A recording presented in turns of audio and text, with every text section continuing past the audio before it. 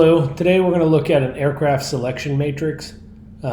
We put together a few different items to show the relative value of some of these different airplanes. We're going to compare 4 different airplanes. And what we're going to do is we're going to look at the value of these airplanes based on the needs of our company.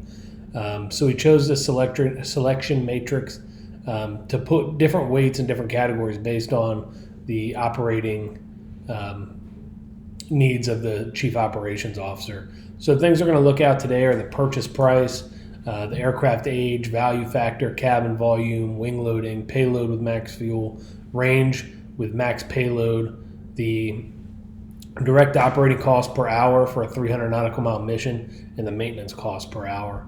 And what we're going to do is we're going to add different weights to those different categories to see, to put more weight in the category that's more important to you, and maybe not as much weight in the categories that aren't as important to us as a company.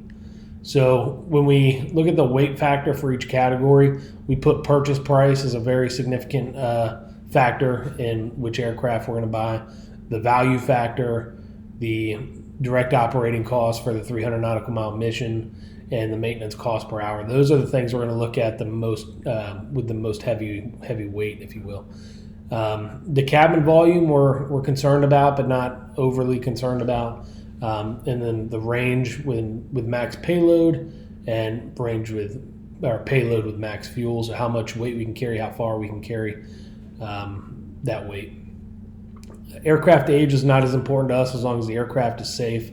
And we're going to be comparing some new aircraft, so it's not really going to come into factor for us very much anyways. And then wing loading is the least important of our categories here. So we're going to look at the Learjet 75. We see it has a total score of 255. Some things that kind of set it apart from the other aircraft is its maintenance cost per hour was the highest of all aircraft. Its value factor was the highest of all 4 aircraft as well. Payload with max fuel scored the highest, and wing loading was also the highest. But again, that was the least important factor for our COO, but it did in fact score the highest.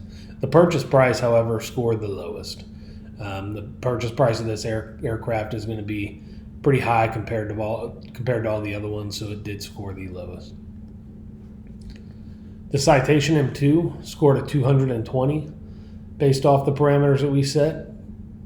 The purchase price was the highest scoring jet with a 24. The direct operating cost for a 300 nautical mile mission was the highest scoring jet at 64.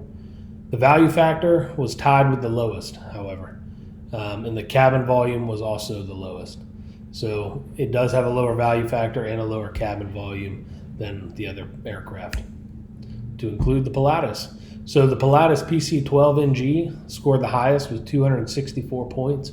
The purchase price was tied for the highest as far as points go, so it's the cheapest airplane. The direct operating cost was an 84, which was the most valuable, most bang for the buck in the direct operating cost for a 300 nautical mile mission.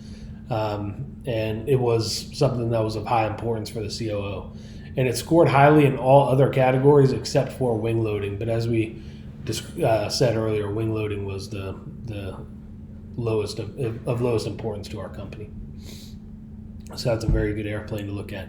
Now the King Air scored a 210, which was the lowest of all the different aircraft.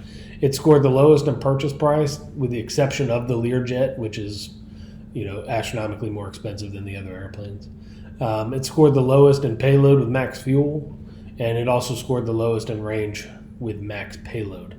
Everywhere else was kind of middle of the pack. Nothing extraordinarily great about this airplane, or extraordinarily bad about the airplane. It just kind of was right in the middle.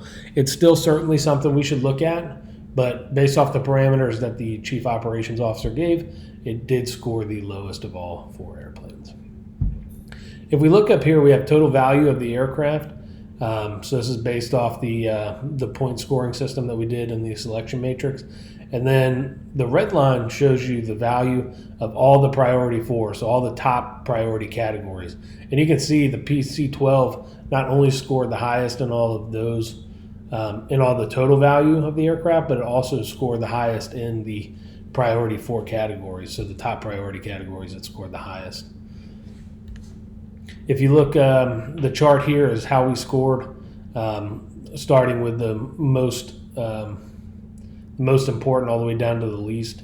And you can see individually how each jet scored all the way across the board here.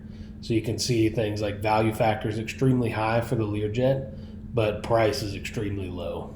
So you can also see how the Pilatus scored basically middle of the road everywhere, but really high performance values and really high values in the direct operating costs for the 300 nautical mile trip, and scored very well in the maintenance as well. So that's my presentation. We look forward to talking next week. If you have any questions, please let me know.